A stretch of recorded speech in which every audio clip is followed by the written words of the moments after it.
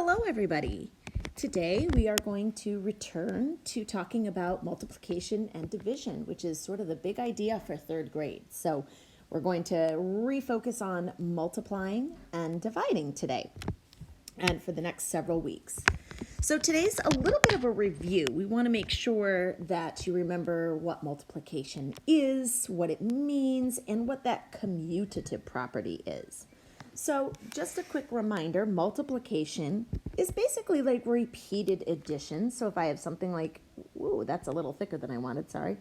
If I have something like 3 times 5, basically that really means I just have either 3 5s, I can think of it as 3 5s, this is called unitizing, or I can think of it as 5 3s. It's the same thing, right?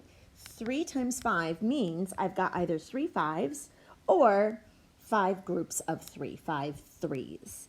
And a reminder that we can show multiplication using something called an array.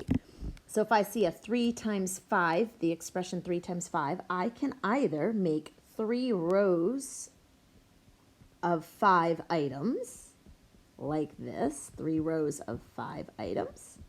That's a 3 by 5 array. Or I can show 5 rows of 3. 1, 2, 3, 4, 5 with 3 in each. And I will still have the same number of items in both. It's just that I've turned them to the side.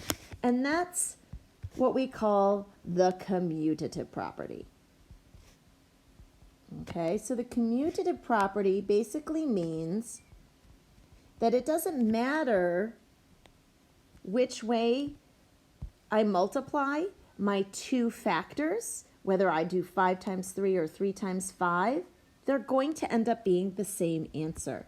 So now what I can do is I can either count by 3s, 3, 6, 9, 12, 15 to find my total, or I can count by 5s, 5, 10, 15, right? Either way I do it, I get the same answer. So in this case, here, I had 3 5s. See, I counted by 5s 3 different times, 5, 10, 15. And in this case, I did 5 3s. I counted by 3s 5 times. Okay? This right here that I showed you, the 3 5s, 5 3s, this is called unitizing. Thinking of it as groups of 5 or groups of 3, those units of 5s and 3s. Excuse me. Let's take a look at another another example.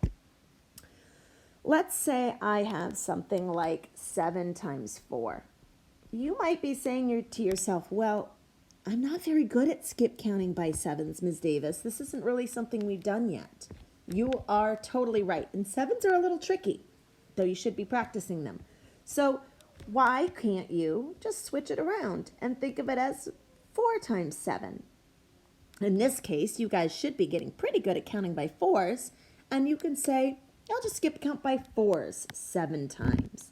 So I can say 4, excuse me, 8. 12, 16, 20, 24, 28, and I've got to check and see how many times I've counted. So I've counted 1, 2, 3, 4, 5, 6, 7 times. So I know my answer is 28. Whether I think of it as 7 times 4 or 4 times 7, I'll get 28 either way. What if you see something that looks like this? 7 4s is equal to blank 7s. 7 4s is equal to how many 7s? Well, we just said in the commutative property, 7 4s is really the same thing as 7 times 4, right? 7 4s. So how many 7s would I need? Well, I can just replace this one right here, right? That's the commutative property. 7 4s is the same as 4 7s. So I could put a 4 in here to show that it's 4 7s. And I can go 7, 14, 21, 28, and prove that it is indeed exactly the same.